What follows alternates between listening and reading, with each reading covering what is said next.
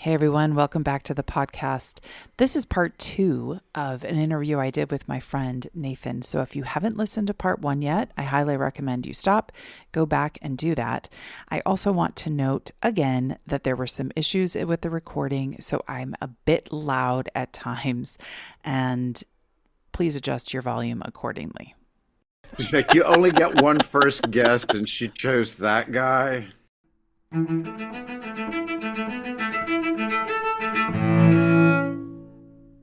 Hello and welcome to Unleaderly, the podcast that looks at the world through an atypical leadership perspective. My name is Barbara Iverson and I am your host.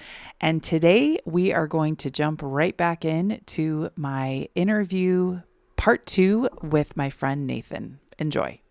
I will go as far as to say I think I'm a pretty good leader. And I think that, I had to build myself up to lean into what I was going to say next. Good. I look for people who fill in the gaps for me. That's what good leadership is not being afraid of surrounding yourself by people who have skills you don't, who are smarter than you in areas that I can't know everything. I think I know a little bit about a lot, but when I'm working on a project, I want to find someone who knows a lot a bit about a particular thing, not a little bit. And I'm not afraid to be surrounded by experts in areas that I'm not the expert on.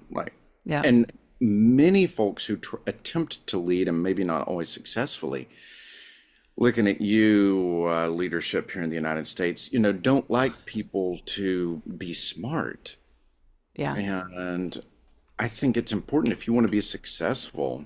That actually takes me back to our conversation that we had last week, where you said that a lot of people don't know how to follow, don't know how to be followers, and therefore they're not able to lead. And I feel like those two things are very highly connected. Like the recognition of your own limitations to say it's not unleaderly to take a step back and recognize that someone else has something to offer me or my team or my company at this moment. I don't have to be running every show every moment of every day. It is not unleaderly to put the best people doing what needs to be done at a given time.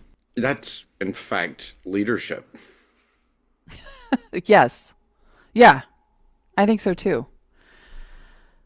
Absolutely. I think the best leaders are actually the people who know their teams and their people well enough to pinpoint those things that they're great at and actually put them in positions where they can use those skills, talent, expertise, experience, whatever. It's poor leadership that holds all the people back to say, no, I'm going to do this all on my own, because isn't that what a leader is? I don't know if it's leading from the back, but it's certainly knowing your people and pushing them forward. That when I've had leaders like that, that has been the most incredible feeling. Have you been in situations where you've had good leadership as well? Oh gosh, yeah. And it just makes it fun. Everything kind of clicks. It's because usually they're strategic, like they can see that 30,000 feet of like, okay, Barb should be doing this, Nathan should be doing that. Let's put so-and-so there with them, and we'll just make some great soup if we do it this way, right? And because they can just see, because usually they're really good at noticing how personalities work, and even if just thrust into a room and not really knowing everyone, they kind of are watching how everyone's engaging, like, all right, they're pinpoint. Usually good leaders can typically spot other leaders or at least people's leadership abilities. And so they can just plug other folks together. That's I think it kind of comes with it. Yeah, I think so. I think good leaders, people who know themselves well enough to know that they are leaders and have had experience in those roles and aren't always just trying to prove to somebody else that they can and are that, they're much more humble about their own abilities, and they're much more interested in making connections, putting people together for everyone's benefit. Like you said, they've got that much higher view to say, okay, these people need to be doing this because they get excited about watching what happens when somebody does something because it's not about them. They're just there to facilitate. I think some of the best leaders are more connecting people from different spheres in their worlds and trying to make connections and facilitating that development or that spark or something to make something more exciting happen than people might have gotten to on their own.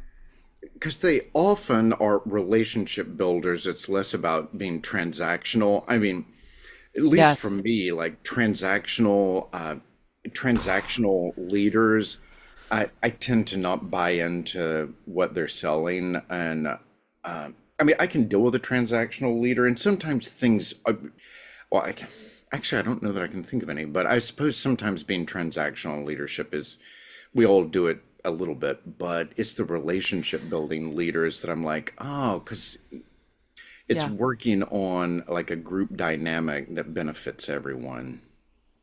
For those who are, what does transactional mean? It's really getting something to give something, that you're not in it for the relationship. You're there because somebody can do something for you. And there's always that element of you scratch my back, I'll scratch yours. But what it isn't is like the pay to play kind of situation. I would look at it as that those are the differences. That of course, when you have relationships, you're doing things for them, they're reciprocating and doing things for you, but that's not why you have the relationship. It's just this extra thing that's added. It's not that you have to provide something and then you'll get the relationship on the other side. And I think actually we're programmed to think that transactional leadership is far more normal than it is or should be. I think our culture tells us that this is just how leadership is. But in the political sense, do you find that it's more or less transactional? My assumption would be more, but I'm curious. So I'm like a big sigh there. A lot of it is transactional, and there are people who are navigating almost entirely transactionally. If you want to get stuff done for the long term, it's about relationship building. Yeah. And the transactional leaders, often leave a lot of bitter people in their wake. So Mm, I navigate, like personally, I navigate like all these rural outreach, rural organizing things that I do. It's very relationship building. It's like, it starts with just showing up and be like, I'm here. I understand you've been ignored for years and years and mm, years. And I'm here to like help you, and then start showing up. And it's about building the yeah. relationship, because so many of the folks, and for very many years, have been their only experience has been transactional folks who would swoop in. And, that's such an Appalachian thing, too. People swoop in, Yeah. transact, and then leave. And they're never still there to actually get that something back from them. So it's always a Hmm. transaction, and it's one-sided typically. And Right. so I've tried to focus in on it, but yeah, to your point, to answer your question, yeah, it's often transactional, but the only way we Mm. make it effective and to kind of affect real change is to make it relational. If you're not doing that, you're going to lose people. They're going to become disenfranchised, and well, they're just not going to trust you because they're going to see Right. through. Yeah. People can see through it. This is the thing, I think, that Yeah. it may work for a short time, but eventually, I mean, nobody likes feeling that you're in a transactional relationship where someone's just coming back to you because they want something from you and not because they have any interest in you as a person. Yeah. You Oh, can only keep wow. that Where up am so I long. benefiting? Yeah, there's no benefit for me. There's Nathan coming back again to ask for $20 donation. What have I ever gotten in return for that? Or, that those kind of things. Yeah.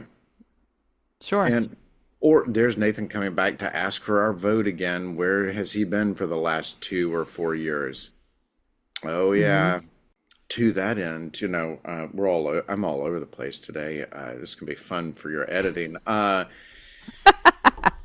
I'm just So going to throw it all on. And throw it all on. It's like it's kind of like yeah, throw the spaghetti at the wall, see what sticks. Um, oh, yeah. it's this is the same kind of thing that happens to black and brown voters, to the greater queer Yes. community for voting. Hey, y'all, come vote for me. I love the brown people. I love the gay people. And it's all this. Like, where have you been for 4 years, buddy? Right. Like, and Yep. especially if they're incumbents, you're like, you want our vote Yeah. again? Where were you with all this like anti fill in the blank for whatever Hmm. underrepresented, marginalized community? Where were you on fighting for this? It's like you're back here asking for my vote again, like, but you didn't do anything to earn it. And that's not leadership either. And that was part of the things we had talked about, like in that class that I had taught about, leadership and politics and how it's like non-existent. This leads me to the very common phrase that honestly makes me crazy, and that is fake it till you make it. The idea of just I'm gonna pretend to be this. I mean, it's really kind of the opposite of imposter syndrome. It's weaponizing being an actual imposter to say, I don't need to know what I'm doing. I'll just pretend. It's so common in the startup world, and having worked with students who wanted to found startups, I heard that constantly and I thought, this is not the way to do things, and I don't really like that you think it is. There was a woman who came and spoke, and she had founded a startup and she was quite successful with it. And her phrase was, nail it before you sail it. Finally, we have a different voice here saying essentially the opposite of fake it till you make it. Like, don't fake it. Actually work at it until you've got something that you can release. Kudos to that speaker. I get so tired of the fake it till you make it. What's implied, I'm afraid, in the fake it till you make it is something you kind of mentioned, is not actually doing the hard work of really learning it.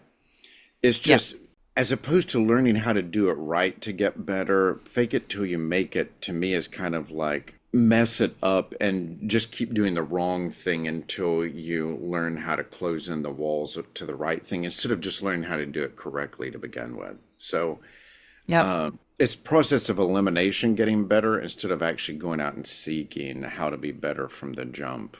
I Yes. Fake it till you make it seems like it's much more arduous anyway. I don't understand it. It sounds cute until you have to deal with people who are faking it whilst trying to make it. I don't know what they're trying to make, but they're not usually doing a good job of that making. No, they're not. And they're making is they're making life miserable for the people around them who are actually doing the work or cleaning up the mess. Like it's a very handy thing to say, to take less responsibility and have less accountability for what you're doing. Well, I'm just faking it till I make it. But why do you think you're going to make it? Why are we in this system of like rewarding the people who didn't take the time to learn how to do something properly and instead are pretending or using someone else's money to just mess around, thinking that it's going to succeed? But why would it? I mean, because AI told me so. So I'm curious though, you mentioned that and I don't even know if there's much to this, but you mentioned that you teach at a community college and then also at, I'm guessing, a 4-year school. So so what are the differences that you find in those students? Not even necessarily from a leading or managing perspective, but when you think about those students, because and I'm asking this because I have a certain idea in my mind about the kinds of people that go to community college. Growing up, I went only to a 4-year school. My brother went to a community college and then to a 4-year school. But I'm curious from your perspective, the differences and similarities that you see in those kinds of students. The community college is predominantly first generation college students. Hmm. And I'm painting with a very big brush here, right? Yeah, I'm asking you to, so that's okay. I just making sure I'm like, to be clear, this brush is massive. They tend to be a little less sophisticated, Hmm. but not always. I tend to have more students who are non-traditional, who are What does that mean? returning. They're 25 plus years old and are coming back to work on school because they weren't prepared for it or weren't ready for it, and they need a Hmm. degree to get a better job now or Hmm. something. But writ large, the students are far more focused than at my 4 year school because, and I've had students say this to me in different ways, and like, this is my only shot to get out of poverty, so I have to take this Right. seriously, or this is my only way to do better. I don't have a safety net. And I Hmm. really like teaching them. It's really rewarding to teach the adjunct those classes at the community college.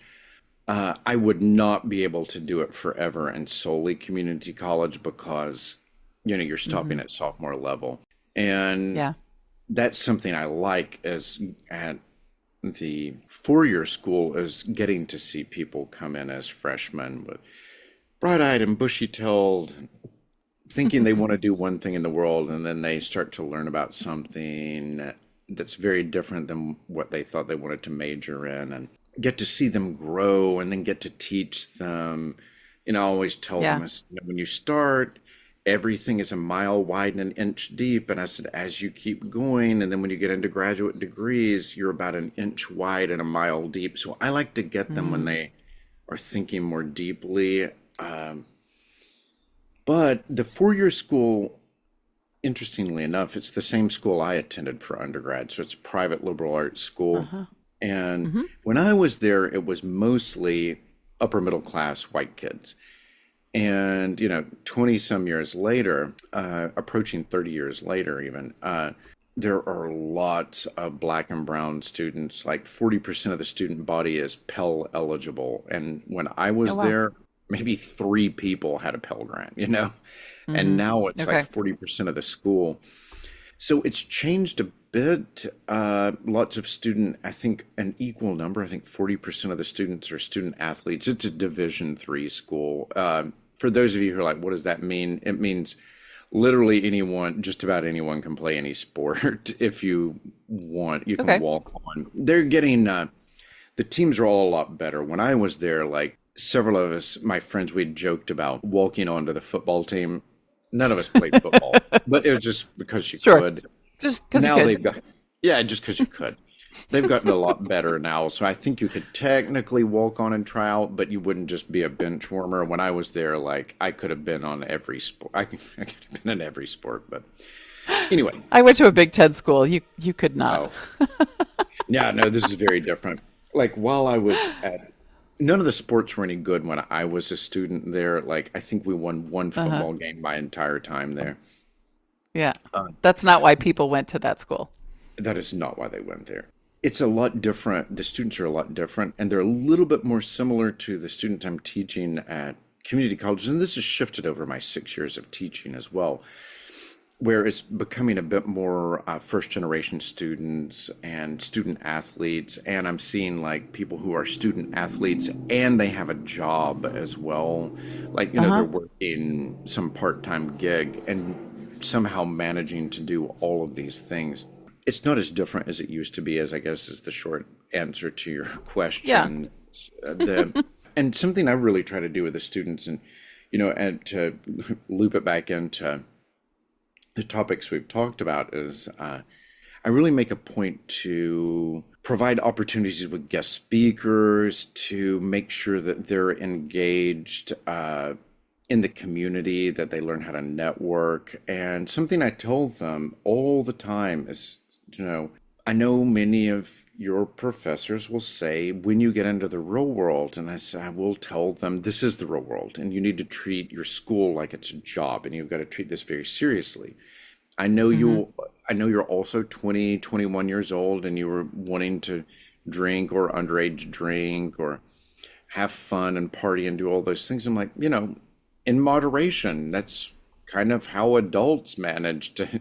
Those are coping mechanisms for adults too, and learn how to navigate this. Like, this is your life, and because if you do badly here at school, you'll find it difficult to get a Yeah. job after this. So treat this like it is real Mhm. life, because it is. Like, the decisions you're making now are going to impact the rest of your life. Students will always panic when they come into the class in the beginning, like the first day when we're going over syllabus, because I'm predominantly group work, and everyone's like, "Hey, group work." I'm like, "Welcome to your life. Life is group work. Yeah. You have to learn to work with people. Yes, I know there are social loafers. That's why we all hate group work, because there's somebody back there who's not going to do anything and take all the credit.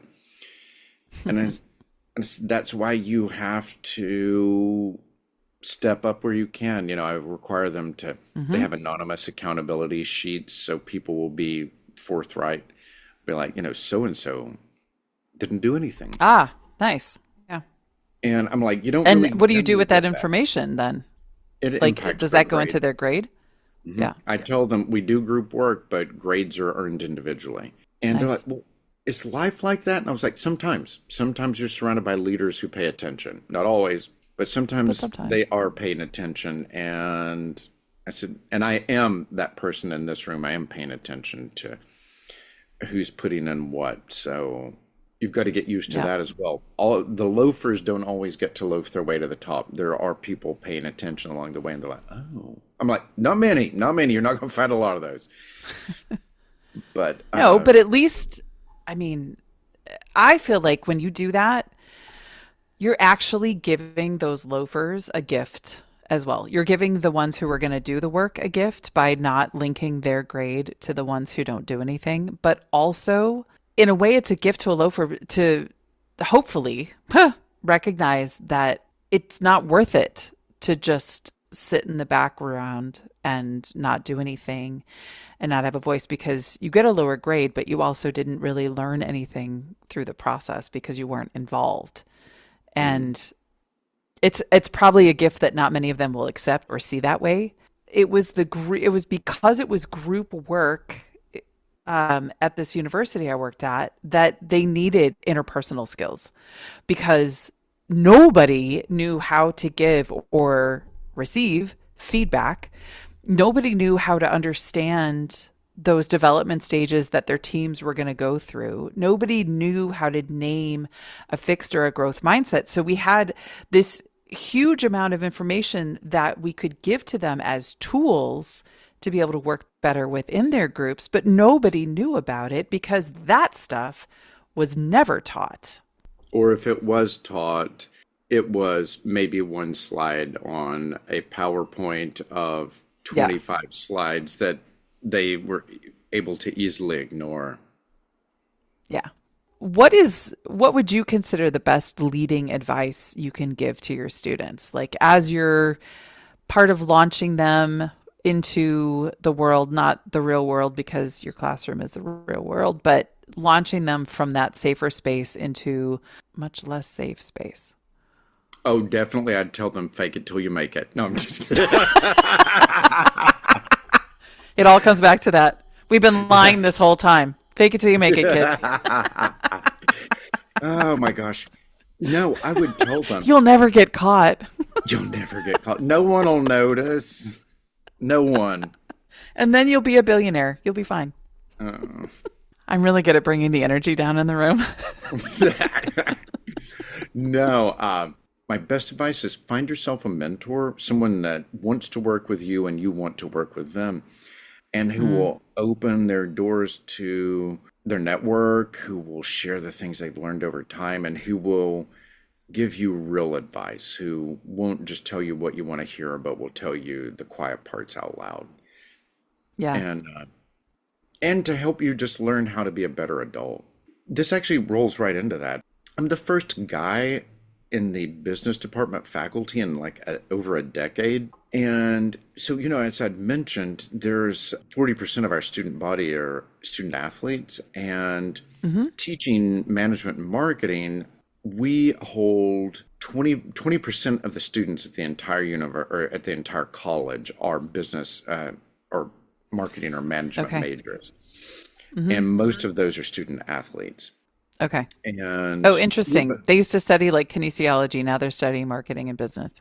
yeah, everybody thinks marketing's easy until they get into my class. Like, I heard it's easy. Well, it could be, but not here.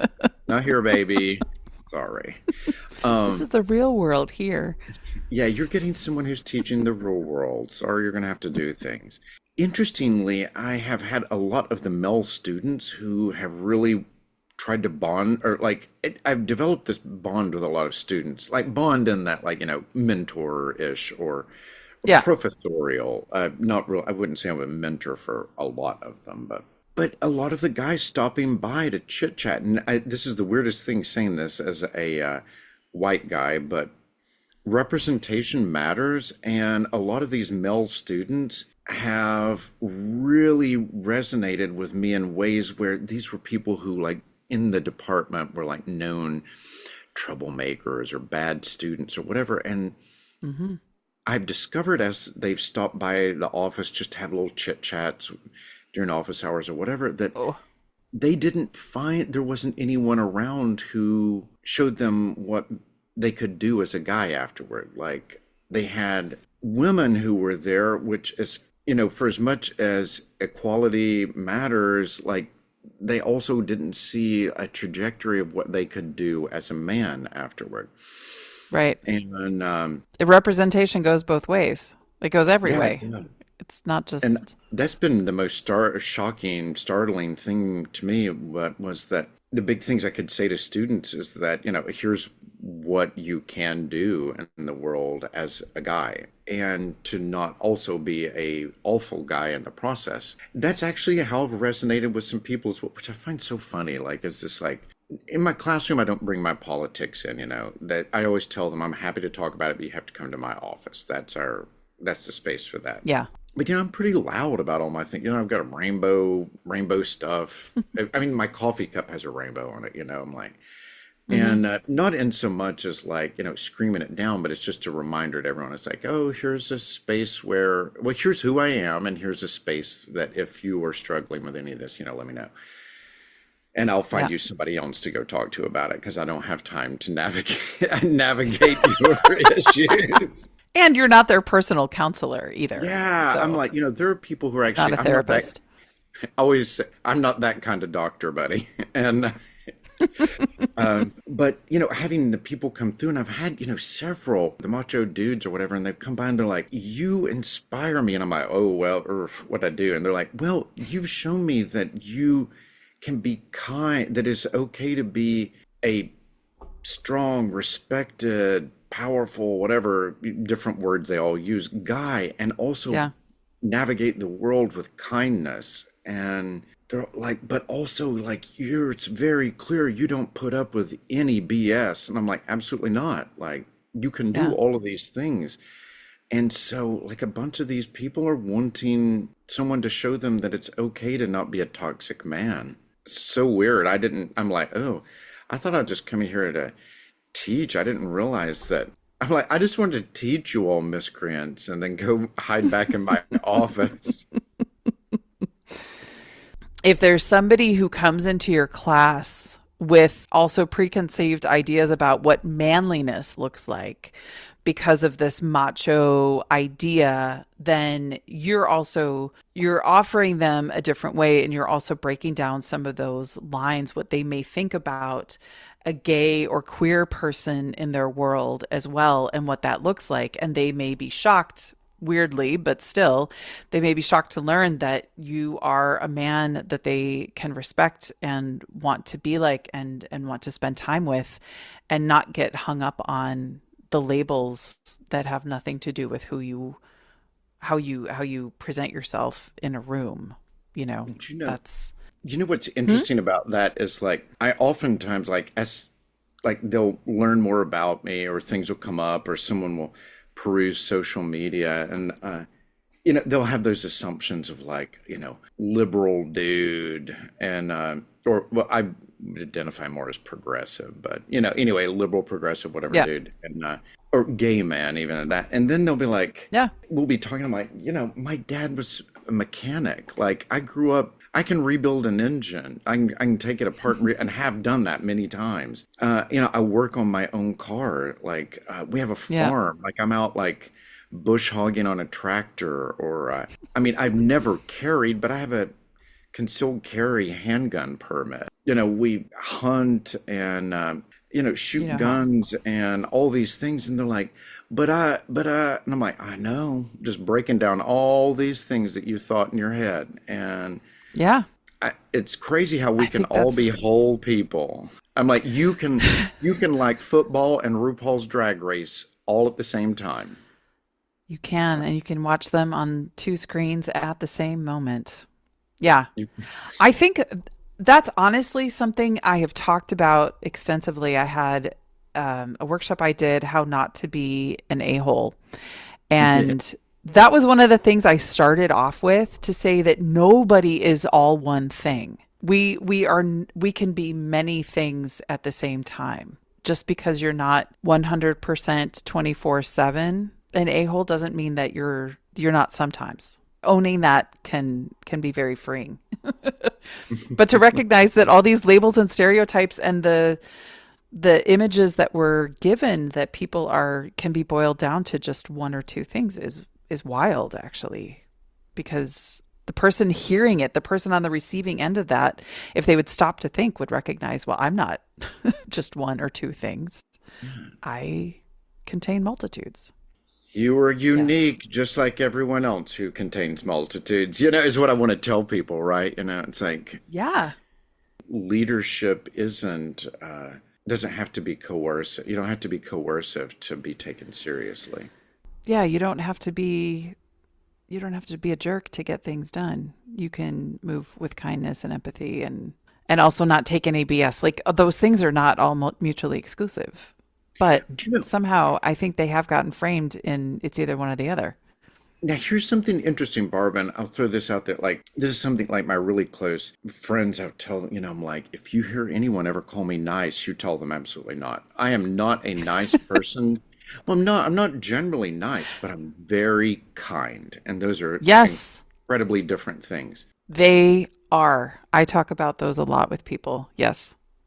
I'm like, because a Yes. lot of times my kindness seems unnice. Like I am Right. correcting you on something, which Yep. this is me being kind, but if you're not listening, it will seem not very nice. But I'm like, I'm correcting this thing that Mm-hmm. needs fixed or that you Yep. need help with. And I mean, it's not Yep. always that kind of situation, but yeah, I'm like, I'm incredibly kind, but yeah, nice. Oof, that varies. I mean, I can be nice, but I think nice is transactional. Kindness is Mm-hmm. relational. Yes. Absolutely. It's a kindness to give somebody the feedback that is very uncomfortable and hard to hear, but it's done from a place of, you need to know this, and it will make you a better person if you listen. Niceness will just keep everything harmonious, and don't rock the boat, and don't say the difficult things that nobody wants to hear. For sure. Absolutely. I'm absolutely with you. Not interested in nice, but I definitely want to be kind. I want to extend kindness wherever possible. Yeah. Even when that's, telling the truth is kind, but it's not easy to hear in every situation. Yeah. Yeah. All right. Should we end there? Yeah, I feel like I think we landed the plane I actually. think we did land the plane. Thank you so much for your time. Yay. Okay, that's it. We did land the plane. Big thank you to Nathan Higdon for his time and thoughts, and for a great conversation that I really enjoyed, even though we were all over the place, which I guess is sometimes the mark of a great interview. And I learned a few things along the way. Hope your eardrums didn't burst as you were listening. Sorry about that. I hope that you've enjoyed it. I hope that this has sparked something for you. And I hope that you will come back and take a listen for a new episode next week. Have a good one. Big thanks, as always, to Lilia Keys for our intro and outro music.